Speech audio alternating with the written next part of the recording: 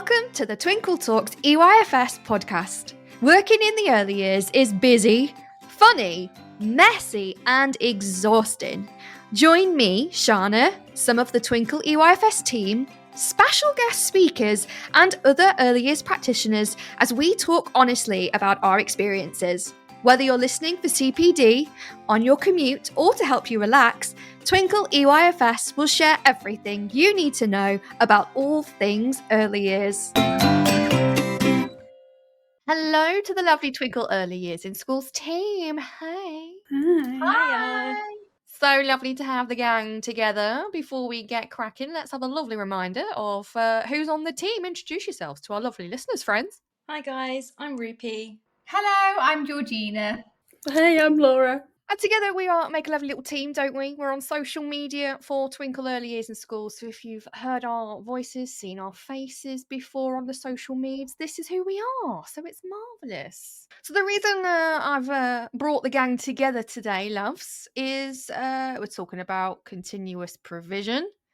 Obviously, hot topic throughout the year, but specifically at the end of the year, perhaps right at the beginning of an academic year, when our lovely educators are thinking about setting up their classrooms, their settings, their rooms, and looking at what kind of enhancements and provisions they can put in for their lovely cohort, for their lovely children. So we're going to take some trips down memory lane. We're going to ask each other about how we did it, what we've done before, what we love about it, etc., etc., and hopefully share some experience and advice with our lovely listeners. So first things first, probably might seem like a silly question, but really isn't, because I used to get confused about this. What do we actually mean by the term continuous provision? What does that mean? Well, I would say how I've taken it is continuous provision is stuff that children can use, learn, and play with within the setting continuously. So it doesn't change. It's things that are continuously within the area that children can explore openly and independently. Obviously, at the beginning, they might need some demonstrations as to how to use them. It shouldn't all be thrown out all at once, perhaps maybe gradually introduced at the beginning of the term. But yeah, throughout the year, it's things that don't necessarily change. I think you summed it up really nicely there, G. The fact that it's children having access to resources and tools, throughout the day, but that will come with kind of showing children how to use the materials as well, and not just hoping in September you have all these resources out and expect them to know what to do, because that's just not going to happen.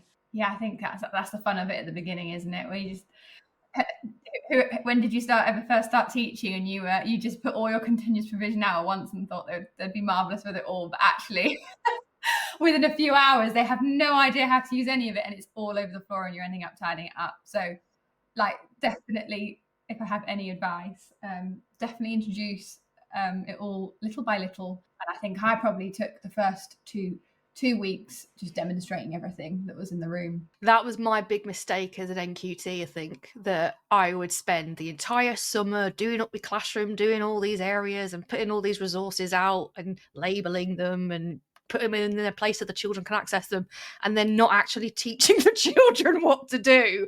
And my nursery nurse had to sort of take me aside. She was lovely and be like, we kind of need to teach them.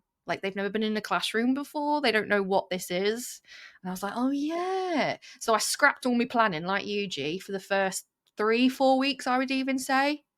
And it was right. This is the role play area. This is what you do here. This is what, And look, there's a picture of the pencils. Oh, who can guess where the pencils go when you're done with them? That kind of stuff. And I think the biggest learning thing for me as well was the difference between continuous provision and enhanced provision. Help me out here, because continuous provision is the bits that we put out, like you say, all year, the general tools and resources that they can use for that skill or event learning area. So what's enhanced provision then? Enhancements are things that you add throughout the year. They don't necessarily need to stay the whole time. So I suppose if I was doing a book for the week or a theme, it might get just put out for the week and then packed away again. That's what I would call an enhancement. So then in that sense, is the enhanced provision based on, as you're saying, current topics and focus books and themes that you're doing that will probably chop and change within time. Does that count for like skill progression as well then? Say for example in like the creative area, creative table, however you set it out, you might start in that year with the resources of masking tape that they can tear, but then as their development goes on, you introduce harder tools within that year. You can see the children are now working towards using cutting scissors or using a different kind of smaller tweezer rather than the big tweezer. Is that the same vibe? This is true. I mean, this is where I think there's like I don't know. I think there could be a bit of confusion in it. And I could be completely wrong too. I don't know. But the way I look at that is, I don't know, we have a point maybe within the year, probably around Christmas time, around spring, where we reassess where the children's abilities are skill wise, and we change out the equipment and probably put others in. There's no like point in the year which is right or wrong to do that. It's all down to obviously your opinion on where you think your class is and where they need it. And I could have used it in an enhancement at some point and then realized that their ability is really good with that tool. And then I might take something out and add that in as a continuous provision, a piece of equipment instead. So it doesn't mean that just because you've not got it in at the beginning of the year, you can't add it in later. It's so important that your classroom changes as your children do as well. Otherwise, you're not challenging the children. So that is a really good point. So, yeah, it's important to keep you changing your classrooms and making it engaging, interesting, and also matching the development level of those children at that time. I've noticed something since leaving the classroom and joining Twinkl. When I first started as an NQT, it was very common practice to set up distinct areas in your classroom. So, for example, the role play area, the writing area, the small world area, the water area, all of that. And in more recent years, I'm seeing that actually people are maybe not doing that as much anymore, moving away from it, not having a distinct maths area, for example, and putting, different maths opportunities in all areas. What have you guys seen? I think that's really interesting because I'd never thought of it like that until you just said it, Shana. And I think sometimes the reason we used to distinguish areas so clearly wasn't actually for us, the earliest practitioners, or for the children. I think it was more for people who didn't have or didn't come from an early years background. So, staff members walking in and maybe they need to look for something that ticks geography or RE or history, and you'd direct them towards the understanding of the world, knowing fully well that's going to be experienced inside and outside everywhere. So I don't think it was for our benefit or the children's. I think it was more for people who aren't familiar with early years. Yeah, and like, why is it so important to? Because I always look back and I'm thinking, oh, I just did it because that's what I thought what you're supposed to do. And then I look back and I'm like, oh yeah, it doesn't really make any sense. Why did I have an investigation area when technically what we're doing all the time is investigating? And why did they always have to go to the writing area if they were going to write? Well, why can't they just go, get a clipboard and go to the construction area and write about their tower? I don't know. Yeah, I mean, it's so true. I feel like, again, like in the continuous provision part, it's so easy to be so fixated on specific areas, but actually you could just plonk a nice little bucket of pencils and whatnot within each area. Even if you're coming away from your like provision, just general things like children can learn from everything and anything. And I think that's where it's important for early years practitioners to really understand the statements, because if you know your statements, you know that you could link several of those statements or objectives to whatever learning they're currently doing. So I think that is also really key, that you do have like have a strong understanding of those statements, because then it definitely starts flowing and definitely gives you more of an understanding as to like how you can incorporate those things into your classroom, not necessarily areas. Yeah, I agree. And I think, if there are practitioners that are still doing areas, it's not to say it's a bad thing at all. It's sometimes you do need to organise things and be like, right, you know, for your own sanity, because there are so many different resources. Like, where are the Play-Doh making resources? I'm going to put them here, and they're going to stay here so that the classroom doesn't turn into a mess. We're going to keep them here. And that's for like organizational purposes. That makes sense. But it's just like you say, G, having that awareness of, yes, we might have somewhere where they are safe and are stored, but they can be used in other areas, just like our curriculum. It's cross-curricular. We can do learning in all sorts of different activities. We can, you know, have our classroom space reflect that, and sort of, as long as you can talk about it and explain, then, you know, there is really no right way. It's just having that awareness of making sure cross-curricular everywhere, resources everywhere, so the children can access. That's great. I'm keen, Laura, to ask your experience here, because you've worked in private early years. And as we know, schools are now starting to take children 2 years and under. And in the private early years sector, they have like baby room, toddler room, preschool room, that kind of vibe. So how does that change the setup for 2-year-olds then? Is it that they had distinct areas, or it's very more not? I was going to say, I think this is where we may see more integrated, you know, provision. We're blending the learning together. I mean, you've got your younger children. We're soon going to be introducing these younger children to a school environment.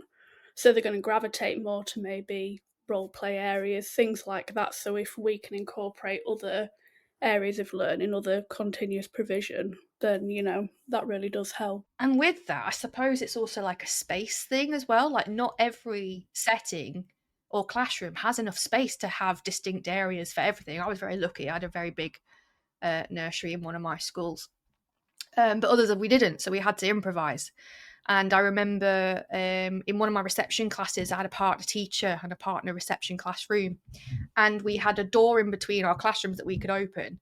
So at the beginning of the year, we'd always sit down together and like have a map of our 2 classrooms and be like, right, who's taking what area, who's having what?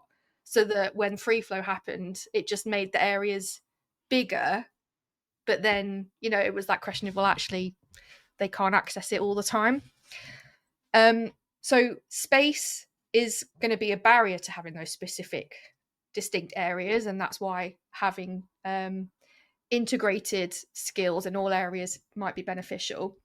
But it's also the same, I think, for indoor and outdoor areas, right? There's been this long conversation of, I remember when I was teaching, again, I'm not sure if it's changed, it might do, the outdoor area should be a reflection of the classroom of the indoor area, and it should look pretty much the same but outside. What do you guys think? I remember that being the case as well years ago. This was very early on in my teaching career, and it was, you'd always struggle with the reading provision because during winter those books just did not survive, and no one wanted to go outside when it was pouring down rain. Or it's really tricky to try to implement the same thing. And I think it goes back to what we've previously discussed.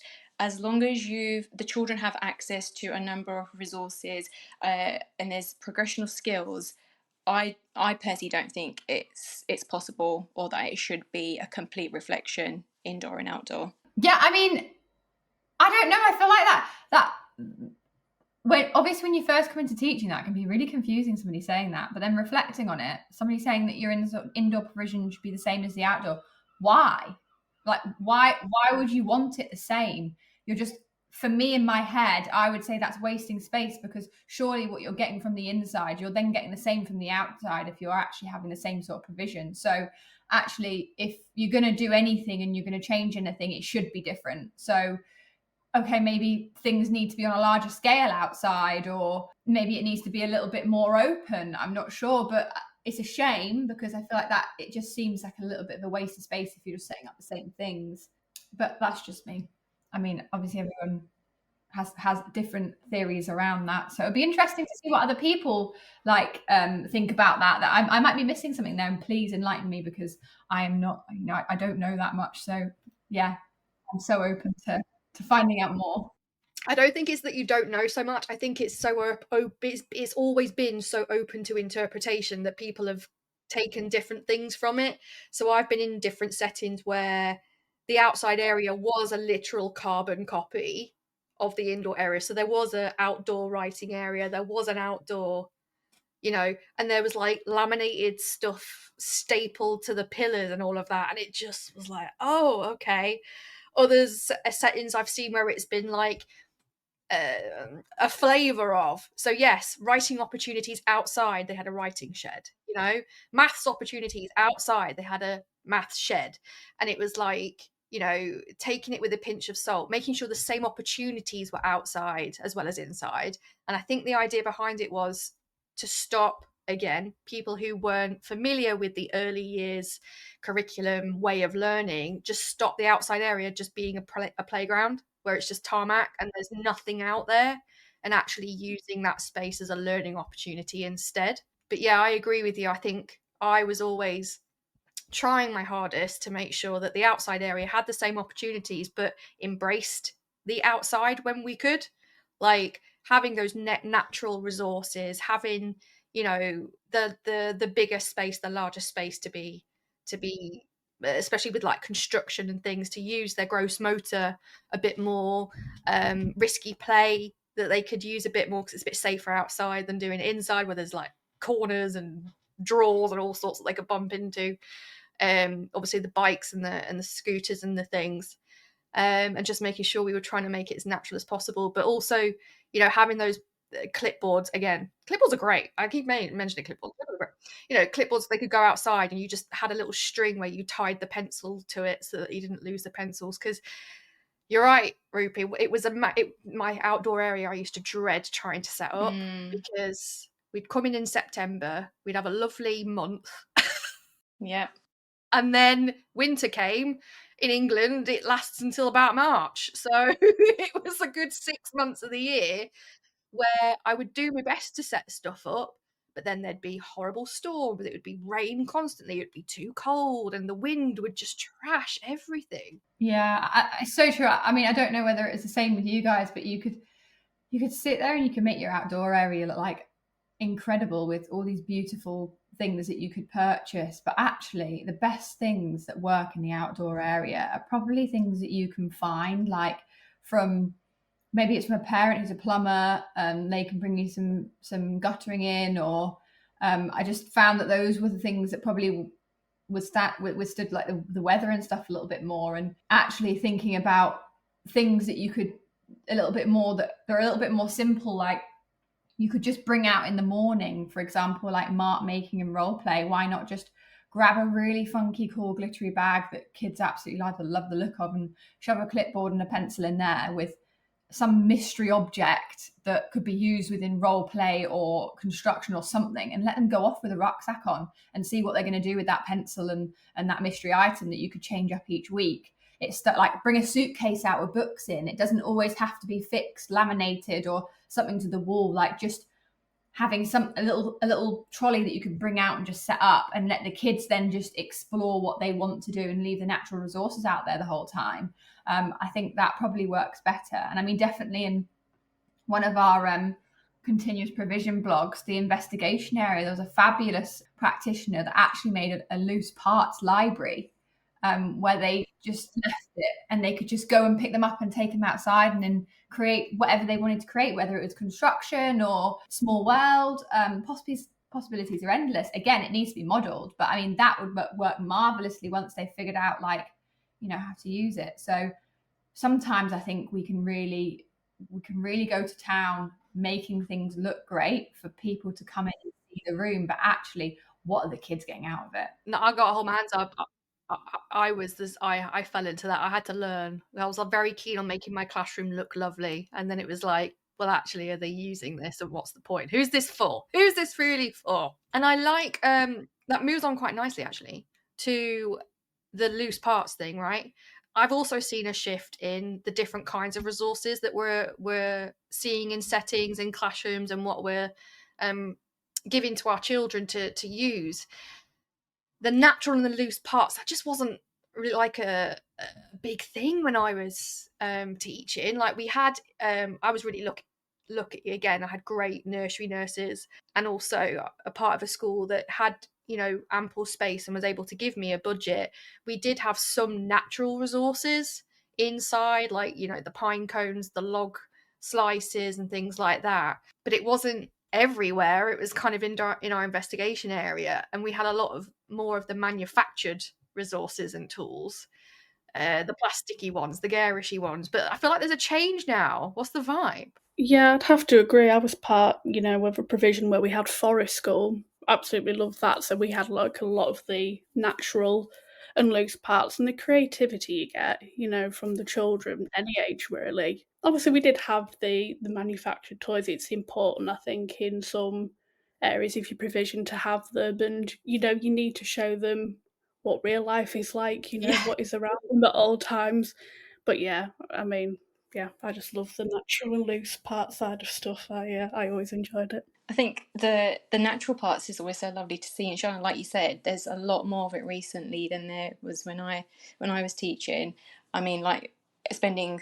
I think the annoying thing was I'd spend a weekend collecting conkers from down the park, and then setting them up in provision, and they'd look amazing, and the kids would love them. And by the end of the day, my 50 conkers are now 2. And I'm like, I've spent 2 days looking for these conkers and saving them and cleaning them and everything else. And I think that is just part of the battle in terms of using natural parts and loose parts. They go missing a lot more easily than the manufactured resources, which is maybe why people have gone more towards manufactured resources. Equally, they are, if you want to purchase some natural, they're expensive. They are really expensive.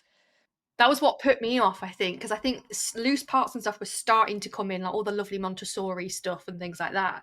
I just don't think we knew like the name for it or, the term for it yet. But oh my goodness, some things were crazy spenny. And I was like, that ain't going through the budget. No, that's it. I found that the loose parts and everything, like whether it's like loose parts in terms of like little bits of trinkets and jewelry that you put in your role play area, or whether, again, like you can put them anywhere, can't you? But I found that they probably meant the most to children.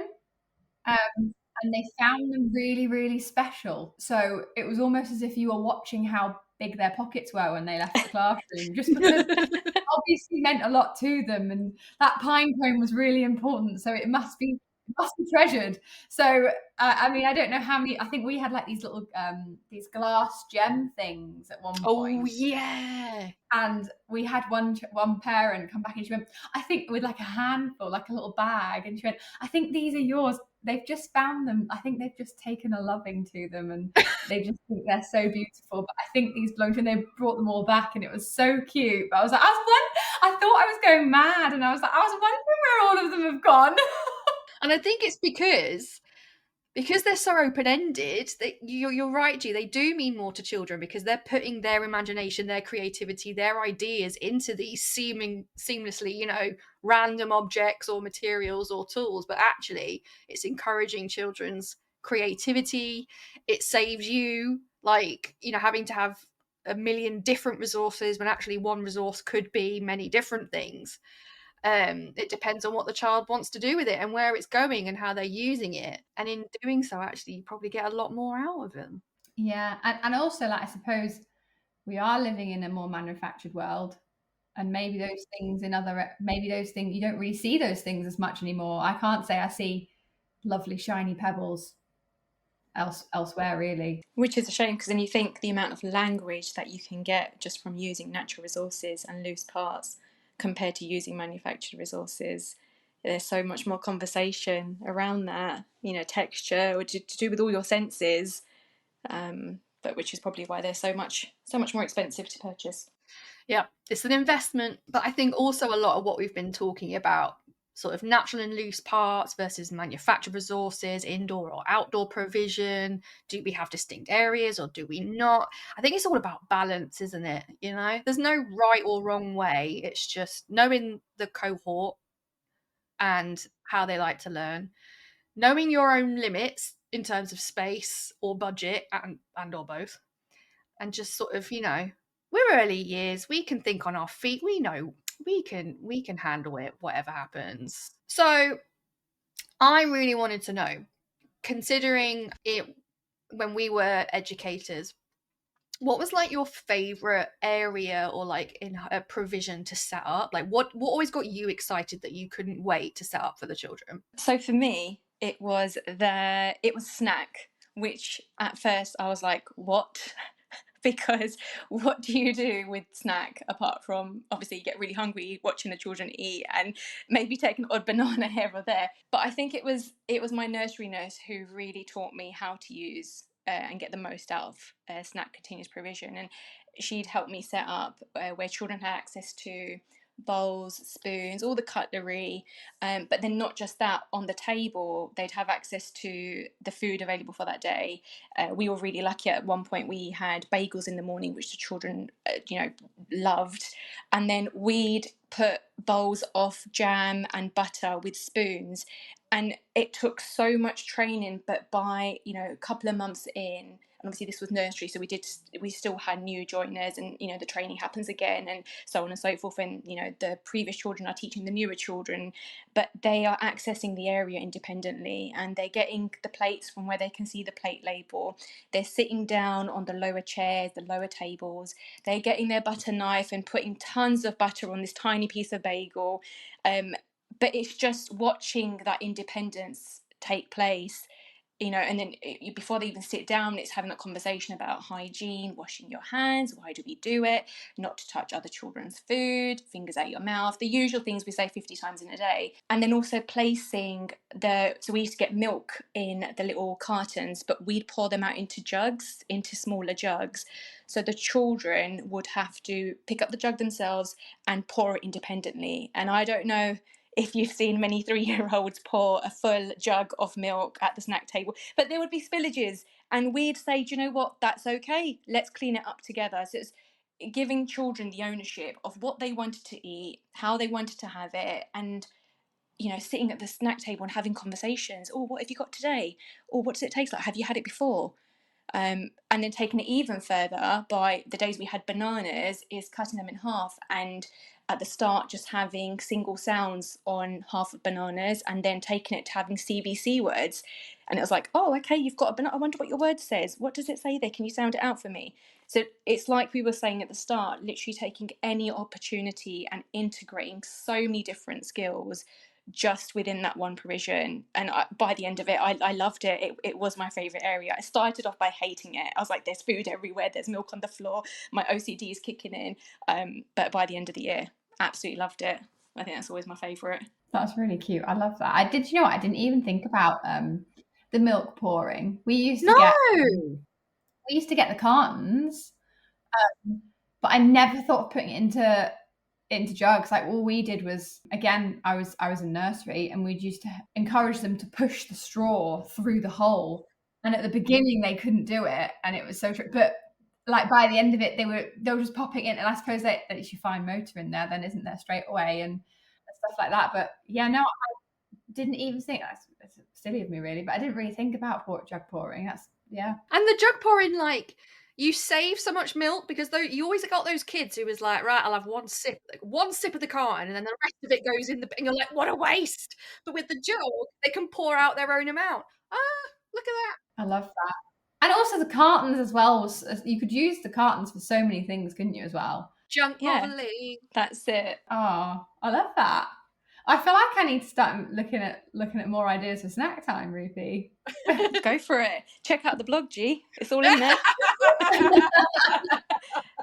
Well, I suppose my favourite area, doesn't have to be an area, but is mark making. I remember I really struggled with, when I first started teaching, with areas, and I feel like when someone says to set up your classroom, you can take it quite literally. And actually, if you take a step back, like we said, it's everywhere, isn't it? So I didn't necessarily have a mark making area to start with, but I did go on like a few outings and whatnot and explored other like bits of learning, and I came back really inspired once, and I think it was the best thing I ever did, was have an indoor mark making area. And I think I went to B&M's, and they had like this clear white sticky back roll, and I just put a full wall of just this white sticky back roll, and then I put like a step ladder in there. And I thought I put it in, and I thought, if it doesn't work, I'll pull it out, because obviously the important thing is if areas in the classroom don't get used, there's really no point in it being there. You might as well make the areas that you've got that they do use bigger, and then add those aspects into that area. But I was very, very surprised. They were up on this step ladder. Obviously that then adds in the gross motor skills because they're using their shoulders. They're doing like large marks. You could put it to music, and they were doing massive circles, lines, and then like obviously you're making marks. You could do a mark a week or something, and they were practicing those marks on the wall. It was incredible. But also to ensure that they had like different materials to explore with. I also set up a chalkboard wall as well in the classroom. So sometimes they were trying to draw with chalk on the whiteboard wall, and they were just sort of, so it wasn't even just about mark making, it was discovering and investigating what materials work with what. I thought, how else can I improve like this mark making? How can I make it more magical? And I almost had like a little calming den in my mark making area as well, where they could lie underneath a table, and I'd actually put white plastic on the bottoms of the tables so they could mark make whilst lying down, and that would get some more gross motor going. And then I had like a board on the side, so they had lying on the side and doing it. But I didn't have enough room in my classroom for lots and lots of areas. That also became a really calming place for children that needed some time out as well. So I felt like it became a very like mindfulness. I added like colouring in there then as well, and it was just so beautiful. It was one of my favorite. It was just my favorite area by the end of it. And you obviously get probably sounds a bit weird, but I had a very boy heavy class that year, and they always went outside and ran around, and that's all they did. But as soon as this little area came in, I was amazed at how interested they were in it. And even like the topic of putting bits in rucksacks and taking it outside, they all loved it. They love role play.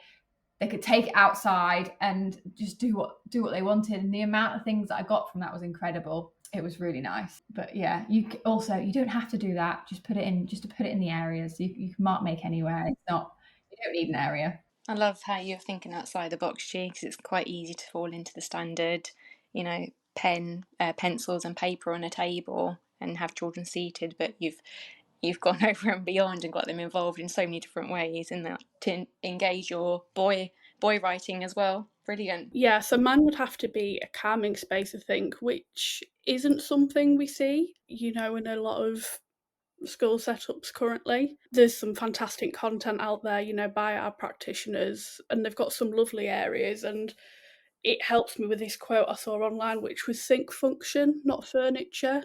We can use our music areas, we can use a reading area, like Georgina was saying, having that area that, typically you see a table that, you could be doing some bits and bobs under, but having a nice relaxing space that they could colour on. But yeah, I always enjoy just having a little area that, my guys could go to, chill out a bit, just mellow out with some books, some reading. And as we introduce, the younger children to our settings as well, I think they'll become, we'll see a lot more.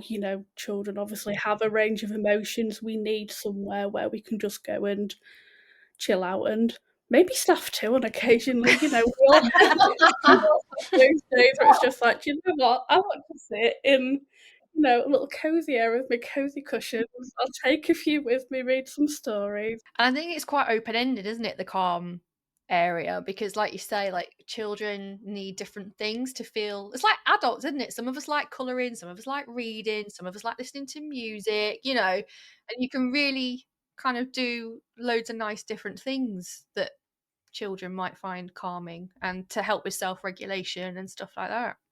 Definitely. I mean, we used to do yoga from time to time. It's like, it was a laugh getting in all these funny positions, and, even I couldn't do them myself, but, it's creating that environment. It was relaxing, have some nice music on, chill out, the downward dog, whatever you call it. I mean, the children used to walk off. We loved it. I think my favourite was, and look, I'm going to say this because you all know me well enough now. I'm a complete phonics nerd. I loved setting up phonics provision. I did. I loved it. I'm one of those people that like love language, and I love supporting children learn to read, to write, to use different vocabulary, supporting, you know, children who maybe struggle with communication and language or have different languages. And you know, that saying, you know, a language rich environment, you know, other people would cringe, be like, oh God. I'd be like, yes, of course, let's do it. I love this. Because I feel like for me, it's one of the most natural things to add into your provision, because it's what we use all the time. Like communication, language, reading, phonics, it is absolutely everywhere.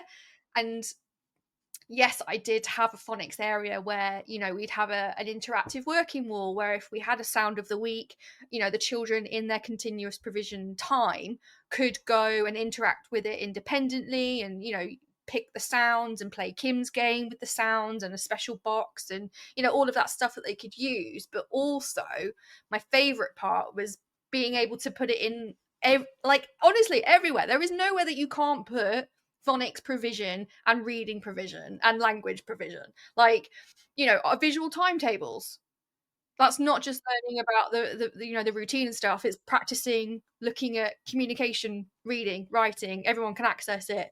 In the construction area, you know, you can have signs. If you go on a walk and you take the children to like the local park or something, you can have a look at the number plates, the door numbers, the street names, the road signs. Like, and people, I think if you're new to early years or you're not familiar with early years, you wouldn't see that as phonics and as communication and as reading, but it all is. And I think that was the most fun part for me, and especially when the kids didn't realize it either. And I'd be like, oh, look, you read that sign. And they'd be like, oh my gosh, yeah. And I'm like, yeah, you did. That's great, you know. So yeah, I think phonics and that kind of stuff is my jam. Surprise, surprise. Such a phonics nerd, and we love it. I am. I love it though. Like, it's just everywhere. It's great fun, and it's just, you know, sounding things out. Jokes. Like, why would you not? I remember once I had this. Oh, do you know what? I remember once, and I was being observed by Ofsted at this. This is stuck out in my mind forever. I was in the small world area, right? Small world area with a boy, okay? And we were talking about dinosaurs. Love dinosaurs, right? And what he wanted to do is he wanted to make like a museum of all our different dinosaur toys. And we had a banner of all the different dinosaurs and the names underneath. And he was trying to organize this table in the small world area where he would put the dinosaur with the right banner. And then this Ofsted inspector comes in. I'm like, no! Freaking out. And he's like, oh, I don't really know where to put where. And I was like, okay, so what dinosaurs have you got? And he was like, okay, we'll start with this one. I've got the flying one. And I was like, okay, what's it called? He said, oh, the pterodactyl. And he was like, oh, right, pterodactyl. Which banner's that? Because we'd split the banners from the pictures and the words, so they were separate. And of all the dinosaurs, he picked pterodactyl, didn't he? He picked pterodactyl. I mean, let's be fair. Dinosaur words are not the most phonetic, you know, words. But I was rolling with it, you see. And I was like, right, pterodactyl, that's fine. We can do that. That's totally fine. Now, let me tell you something funny about English, my little 5-year-old. There are some words that have something called a silent letter at the beginning. And this Ofsted inspector was watching me, and I was like, oh my God, what am I doing? Pterodactyl, when you say it, what does it sound like? And he was like, I was like, yes, you're so right. You are so right. It does sound like a t. Now, funny thing about English, a pterodactyl, right? It doesn't start with a t, it starts with a p, but it's silent. Can you find on the banner something that starts with a p and then a t? And oh my God, thank the Lord he did.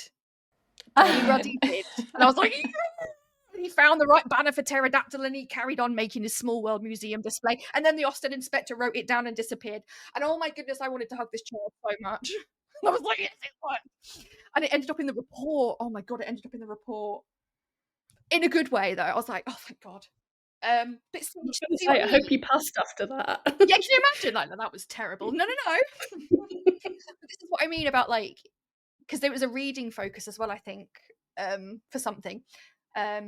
But, we were in the small world area and he wanted to make a museum. And somehow I was able to pull phonics and reading and stuff into it. You could do it everywhere. That's what I like. Saved yourself there. That's very good. Burned into my memory. I was sweating so hard. I bet. Did they spell terrible with a P or with a T? A P and a T or a T? What do you mean? They wouldn't have used the word terrible in my report anyway. Thank you. Oh dear. This has been lovely. I would love to hear little way to finish. Little top tips. What top tips have you guys got about setting up continuous provision for our lovely listeners? I would say my top tip is don't just go with pretty. Don't go with what SLT necessarily say. It's about you. You know your children, whether you've spent time with them in transitioning or you've gone to see them in nursery, in different nursery settings. You know what they like, what they dislike, what they might potentially want to do. So set up your classroom tailored to your children. And as long as you can justify why you've done that, that's okay. Stick to your guns. Yeah, I'd have to say, take some time to get to know your children. There is nothing wrong with taking the first couple of weeks, have things ready, have things set up and accessible, but to sit back and watch and then also engage to get to know your cohort so you know what they want to engage with. Don't feel guilty for taking some time to observe and getting to know your class. Yeah, I was going to say, don't worry about making it Pinterest worthy. We love seeing pictures, all of them, but we know from working in early years it's going to be, it's going to be a mess in about 2 minutes flat. So yeah, don't worry about it. Take your time, focus on your child's interests, their learning, where they are in the journeys as well. Yeah, all of the above. And this is something I learned halfway through, but I got there in the end. Displays. Displays. Who are they for? What does it mean to the children? I would always be like, right, I'm in a school, I need a literacy board, I need a maths board, I need all of this. And they were all really high up. And that wasn't me, that was just how this, because the display boards were at a certain height. Ask your lovely caretaker, site manager, to lower the display boards to child level and turn them into interactive working walls. Use the walls as the space as well. That was my biggest thing, I think. Like, what was the point of me doing all of these display walls? Yes, it might look lovely, and like you say, SLT might like it, but did the kids ever use it? Did it actually help with their learning? No. So why was I doing it? Why was I wasting my time doing it? But so if you can, lower your display boards to child level and make them interactive so that you can get learning out of that as well. Definitely. Yeah, I agree with that one. You're going to have some busy caretakers now. Oh, yes. Sorry, site managers. Don't write it. Don't tell them where the advice came from. You didn't hear it. You didn't hear it. Yeah, I love it. Oh, sorry, not sorry. Yeah, hashtag sorry, not sorry. If we would love to learn some more, get some more ideas, inspiration, and setting up our continuous provision areas, where can we go, guys? What have we got? To the hub! To the hub! Woohoo! It's got it all. It's got it all. So, yeah, definitely to the hub. Go to the Early Years Continuous Provision Hub. It has so many bits of inspiration for each area, or if you're not having an area, have a look, because there's also bits that you can pop into. It gives you inspiration to pop into other bits. It doesn't necessarily, you can use it however you want to, but whether you are new to early years, whether you've been out of early years and you're coming back in and need a bit of a refresh, or whether you've been in the classroom for a long time and you just want something a little bit new, we have definitely got it in our blogs. So we have separated it into different sections, but don't forget you can squish them all together as well. So there we are. Enjoy. We will. Thank you very much. I'll make sure we'll put the links to the Twinkl Early Years Continuous Provision Hub in this episode description and all of the wonderful blogs as well. We'd love to see your continuous provision areas as well, listeners. So please make sure you engage with us on social media. Give us a little tag us in your lovely pictures of how you are using continuous provision in your settings. And with that, I think we should say to our loves, thanks for joining me. No, thank you. Thank you for having me on. Have a good one. We'll see you soon. Toodle pip! Bye.